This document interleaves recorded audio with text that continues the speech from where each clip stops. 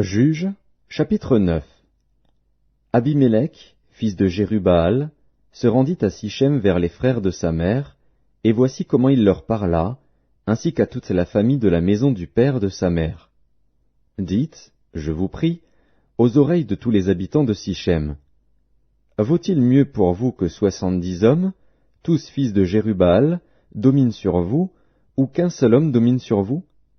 Et souvenez-vous que je suis votre os et votre chair. Les frères de sa mère répétèrent pour lui toutes ces paroles aux oreilles de tous les habitants de Sichem, et leur cœur inclina en faveur d'Abimélec, car ils se disaient, c'est notre frère. Ils lui donnèrent 70 cycles d'argent, qu'ils enlevèrent de la maison de Baal-Bérith. Abimélec s'en servit pour acheter des misérables et des turbulents qui allèrent après lui. Il vint dans la maison de son père à Ophra, et il tua ses frères, fils de Jérubbaal, 70 hommes, sur une même pierre. Il n'échappa que Jotham, le plus jeune fils de Jérubbaal, car il s'était caché. Tous les habitants de Sichem et toute la maison de Milo se rassemblèrent, ils vinrent et proclamèrent roi Abimélec près du chêne planté dans Sichem. Jotham en fut informé.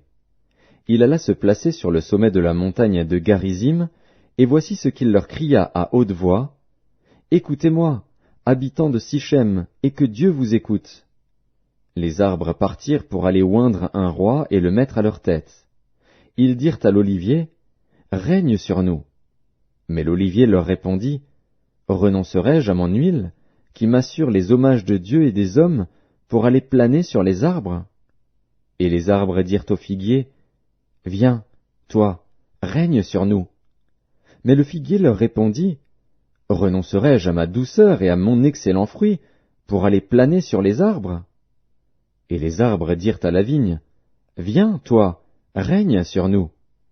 Mais la vigne leur répondit, renoncerai-je à mon vin, qui réjouit Dieu et les hommes, pour aller planer sur les arbres? Alors tous les arbres dirent au buisson d'épines, viens, toi, règne sur nous. Et le buisson d'épines répondit aux arbres, si c'est de bonne foi que vous voulez moindre pour votre roi, venez, réfugiez-vous sous mon ombrage. Sinon, un feu sortira du buisson d'épines et dévorera les cèdres du Liban. Maintenant, est-ce de bonne foi et avec intégrité que vous avez agi en proclamant roi Abimélec? Avez-vous eu de la bienveillance pour Jérubbaal et sa maison? L'avez-vous traité selon les services qu'il a rendus? Car mon père a combattu pour vous. Il a exposé sa vie, et il vous a délivré de la main de Madian.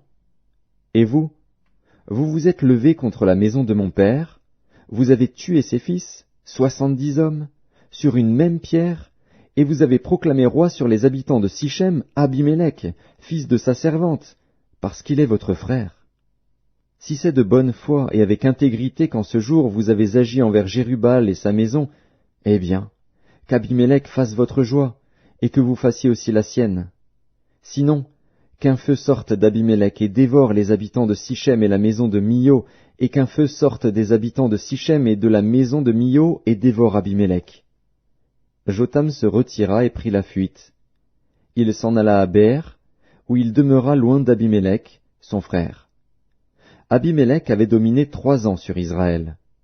Alors Dieu envoya un mauvais esprit entre Abimélec et les habitants de Sichem, et les habitants de Sichem furent infidèles à Abimélec, afin que la violence commise sur les 70 fils de Jérubbaal reçût son châtiment, et que leur sang retombât sur Abimélec, leur frère, qui les avait tués, et sur les habitants de Sichem, qui l'avaient aidé à tuer ses frères. Les habitants de Sichem placèrent en embuscade contre lui, sur les sommets des montagnes, des gens qui dépouillaient tous ceux qui passaient près d'eux sur le chemin. Et cela fut rapporté à Abimélec. Gaal, fils d'Ébed, vint avec ses frères, et ils passèrent à Sichem. Les habitants de Sichem eurent confiance en lui.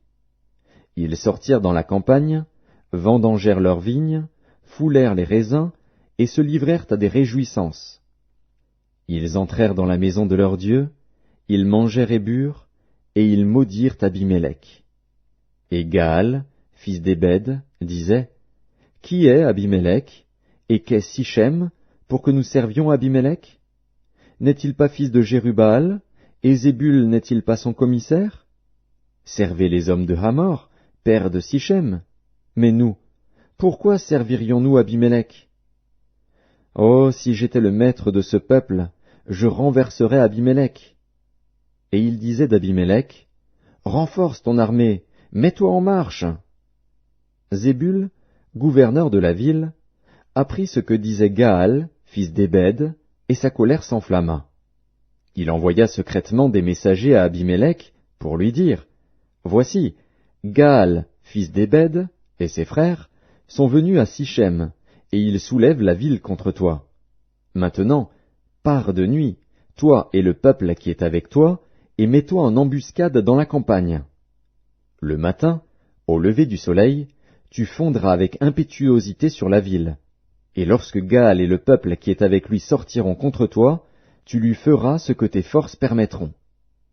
Abimélec et tout le peuple qui était avec lui partirent de nuit, et ils se mirent en embuscade près de Sichem, divisés en 4 corps.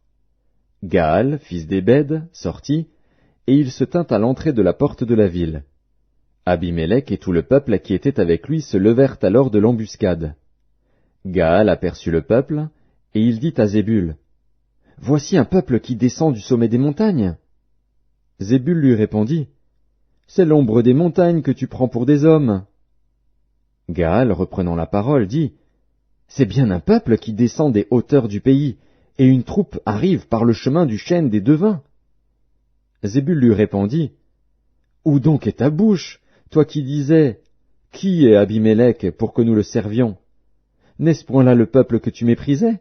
Marche maintenant, livre-lui bataille. Gaal s'avança à la tête des habitants de Sichem, et livra bataille à Abimélec.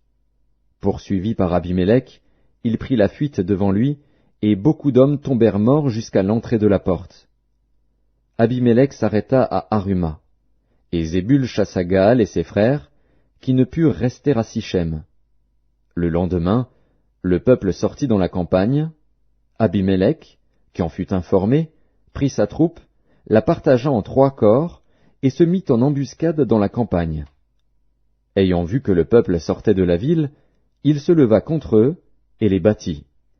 Abimélec et les corps qui étaient avec lui se portèrent en avant, et se placèrent à l'entrée de la porte de la ville. 2 de ces corps se jetèrent sur tous ceux qui étaient dans la campagne, et les battirent. Abimélec attaqua la ville pendant toute la journée, il s'en empara, et tua le peuple qui s'y trouvait. Puis il rasa la ville, et y sema du sel. À cette nouvelle, tous les habitants de la tour de Sichem se rendirent dans la forteresse de la maison du dieu Bérith. On avertit Abimélec que tous les habitants de la tour de Sichem s'y étaient rassemblés. Alors Abimélec monta sur la montagne de Tsalmon, lui et tout le peuple qui était avec lui. Il prit en main une hache, coupa une branche d'arbre, l'enleva et la mit sur son épaule. Ensuite il dit au peuple qui était avec lui, « Vous avez vu ce que j'ai fait? Hâtez-vous de faire comme moi. » Et ils coupèrent chacun une branche, et suivirent Abimélec. Ils placèrent les branches contre la forteresse, et l'incendièrent avec ceux qui y étaient. Ainsi périrent tous les gens de la tour de Sichem, au nombre d'environ 1000, hommes et femmes.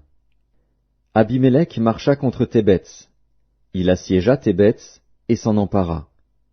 Il y avait au milieu de la ville une forte tour, où se réfugièrent tous les habitants de la ville, hommes et femmes. Ils fermèrent sur eux et montèrent sur le toit de la tour. Abimélec parvint jusqu'à la tour. Il l'attaqua et s'approcha de la porte pour y mettre le feu. Alors une femme lança sur la tête d'Abimélec un morceau de meule de moulin et lui brisa le crâne. Aussitôt il appela le jeune homme qui portait ses armes, et lui dit, « Tire ton épée, et donne-moi la mort, de peur qu'on ne dise de moi, c'est une femme qui l'a tué. » Le jeune homme le perça, et il mourut. Quand les hommes d'Israël virent qu'Abimélec était mort, ils s'en allèrent chacun chez soi. Ainsi Dieu fit retomber sur Abimélec le mal qu'il avait fait à son père, en tuant ses 70 frères, et Dieu fit retomber sur la tête des gens de Sichem tout le mal qu'ils avaient fait. Ainsi s'accomplit sur eux la malédiction de Jotham, fils de Jérubbaal.